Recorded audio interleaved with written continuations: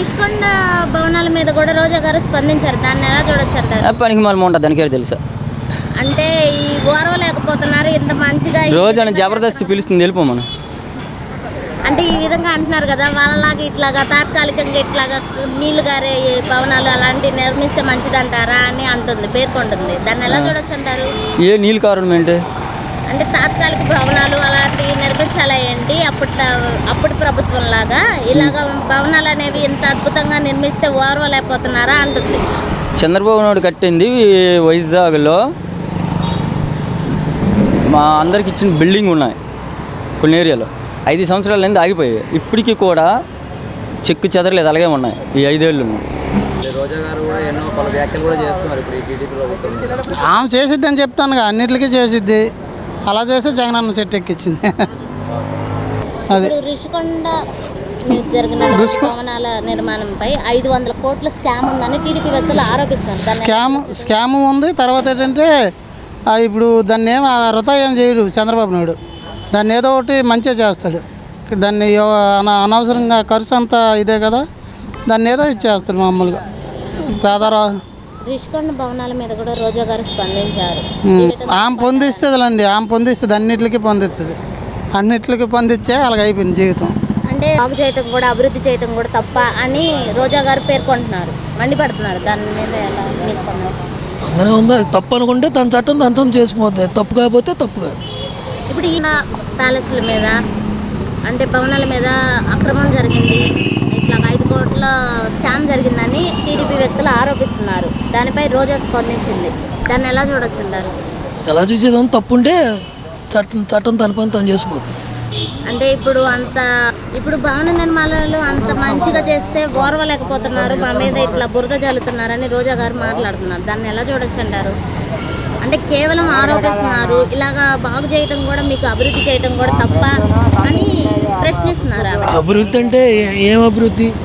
అంటే రిషికొండ ప్యాలెస్ భవనాలు అనేవి వెలుగులోకి వచ్చింది కదా, వాటి మీద రిషికొండ అంటే అది దొంగతనంగా కట్టారు, కొండంతా తవ్వేశారు కమ్మా, తవ్వేకి కట్టింది.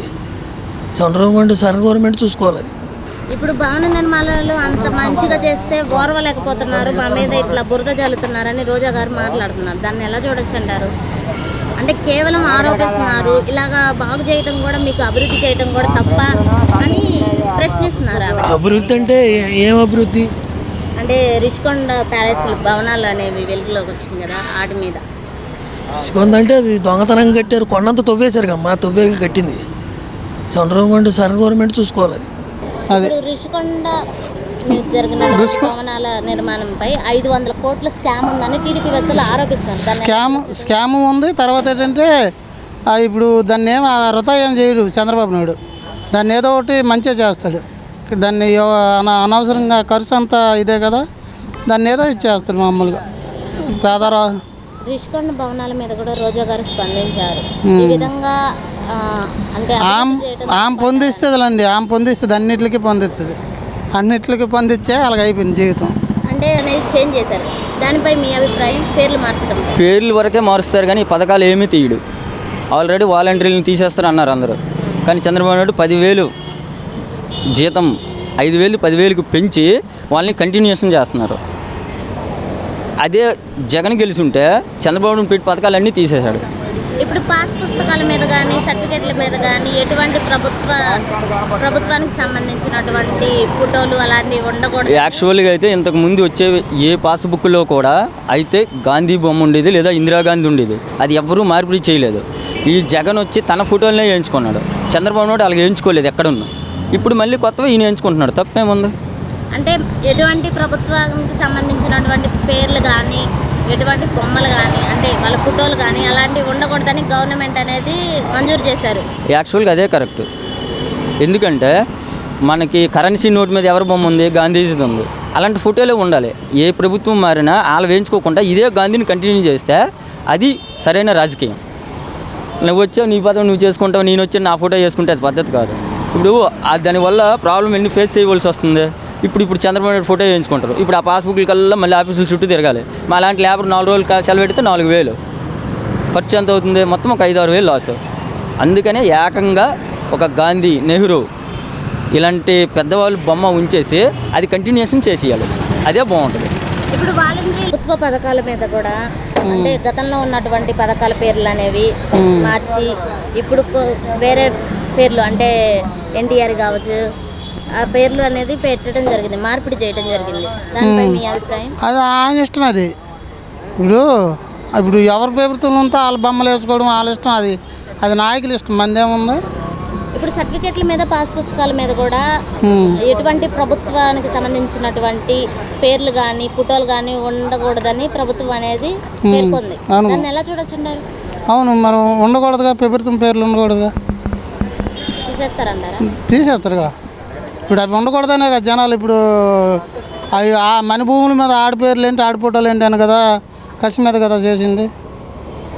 అన్ని పథకాలకు పేర్లు అనేవి మార్చారు. దాన్ని ఎలా చూడొచ్చు అంటారు? చూసేదా ఉంది, ఆయన ఇష్టం. పథకాలు జగనన్న పథకం అన్నీ జగనన్న పేరు మీదేగా ఉన్నాయి. ఆయన చంద్రబాబు నాయుడు పేరు మీద పేర్చుకున్నాడు. అంటే ఇప్పుడు కొద్ది రోజుల్లో అసెంబ్లీ సమావేశాలు అనేవి ప్రారంభమవుతున్నాయి. దానికి జగన్ గారు వెళ్ళే అవకాశం ఉంటుందంటారా? నాకు తెలిసి అయితే డిపాజిట్లు లేనివాడు వెళ్ళడం వేస్ట్, వెళ్ళిన అవమానం పాలైపోతాడు. అంటే ప్రతిపక్ష స్థానానికి కూడా రాలేదు కదా, అంటే ప్రతిపక్షంలో కూర్చోాలన్నా 18 సీట్లు అనేవి ఉండాలి, 11 సీట్లకే పరిమితం అయ్యారు. మరి వెళ్ళే అవకాశం? నాకు తెలిసి ఇంతవరకు చంద్రబాబు నాయుడు ఏ పని మొదలెట్టాలన్నా అపోజిషన్ అవసరం లేదు. అపోజిషన్కి అసలు అవకాశం కూడా లేదు. మినిమం సీట్లు ఉంటే అపోజిషన్ అడగడానికి ఉంటుంది. మినిమం సీట్లు లేవు, 11 డిపాజిట్లు లేవు. ఈ 5 ఏళ్ళు మనం ఎంత నరకం చూసాం. సిమెంట్ లేక, ఇసుక లేక 3 సంవత్సరాలు పనే లేదు. 5 సంవత్సరాల్లో తాపీ మేస్త్రీలకి. మరి కొద్ది రోజుల్లో అసెంబ్లీ సమావేశాలు అనేవి జరుగుతున్నాయి. దానికి జగన్ గారు వెళ్ళే అవకాశం ఉంటుందంటారా? కంపల్సరీగా రావాలి. అంటే ప్రతిపక్షంలో ఉండటానికి 18 సీట్లు అనేవి ఖచ్చితంగా ఉండాలి, కానీ ఆయనకి 11తోనే పరిమితం అయ్యారు కదా, మరి వెళ్ళే అవకాశం ఉంటుందంటారా? వెళ్తే వెళ్ళకపోవడం ఆయన ఇష్టం. అది కంపల్సరీగా వెళ్ళాలి రూల్ ప్రకారం. రాజీనామా వెనకాల కూడా వైసీపీ వేత్తలు అంటే బలవంతంగా రాజీనామా చేయించారు అని వాళ్ళు పేర్కొన్నారు. దానికి అచ్చెన్నాయుడు గారు సలహా అనేది ఇచ్చారు. అలా చేసిన వ్యక్తుల మీద అంటే పోలీసులు కూడా కేసు పెట్టమని అన్నారు. అది వాలంటీర్లను ఓడుకోవడానికి జగన్ చేసిన ప్రయత్నం అది. అన్ఎడ్యుకేటెడ్ పర్సన్స్ కల్లా వాలంటీర్ పోస్ట్ ఇచ్చేశాడు. అంటే మినిమం దానికి ఇంట్రో డిగ్రీ క్వాలిఫికేషన్ ఉండాలి. ఏ క్వాలిఫికేషన్ లేని వాళ్ళకి ఇచ్చేసి 5,000 జీతం ఇచ్చి వాళ్ళ సోమరిపోతులు చేస్తారు. ఈ వాలంటీర్కి ఆఫీస్కి వెళ్ళడానికి ఈ పొలానికి వెళ్తాండ్రు కాదు, ఏ పనులు చేస్తాండ్రు కాదు, ఇంటికాడ మొగుడికి వంట చేయలేదు. ఇదేనేటి ఉద్యోగం. ఇప్పుడు వాలంటీర్ రాజీనామాల వెనకాల వైసీపీ వేత్తల అంటే బలోపేతం ఏమైనా ఉంటుందంటారా? రాజీనామా చేయడం వల్ల వాలంటీర్లకే ప్రాబ్లం కానీ జనాలకు కాదు. అంటే వైసీపీ వాళ్ళు మమ్మల్ని బలవంతంగా పెట్టించారు రాజీనామా అని కొంతమంది చెప్తున్నారు. అలా చెప్పేవాళ్ళు ముందుకు వస్తే కంపల్సరీగా ఆ పోస్ట్ వాళ్ళకే ఉంటుంది. చంద్రబాబు నాయుడు అలా చేయగలడు, ఆ కెపాసిటీ ఉంది. నీ చేత రాజీనామా చేయించారు వైఎస్ఆర్ అనుకుంటే నాకు చేయించారని పబ్లిక్గా వచ్చి సచివాలయంలో అనుమానం, ఆ పోస్ట్ కంపల్సరీగా వాళ్ళకే వస్తుంది. వాలంటరీ వ్యవస్థలో ఇంకేమైనా మార్పులు చేర్పులు అనేవి ఈ వాలంటీర్లో చేసిన వాళ్ళ వెనక తిరగడానికే సగం రోజులు అయిపోయి 5 సంవత్సరాల్లో వాళ్ళ వెనకే 2.5 సంవత్సరాలు తిరిగాం. పాస్బుక్లకి వీటికి అన్ని పనులకు. మీ ఉద్దేశం ప్రకారం వాలంటీర్లు ఉంటే లాభం అంటారా నష్టం అంటారా? వాలంటీర్లు తీసిస్తే ప్రాబ్లం అయితే ఉంటుంది, ఎందుకంటే వాళ్ళ పొట్ట కొట్టేటట్టు ఉంటుంది. అందుకే చంద్రబాబు నాయుడు ఏం చేశారంటే వాళ్ళ శాలరీని సకానికి సగం పెంచి వాళ్ళని పర్మనెంట్ చేయడానికి ప్రయత్నం చేస్తున్నారు.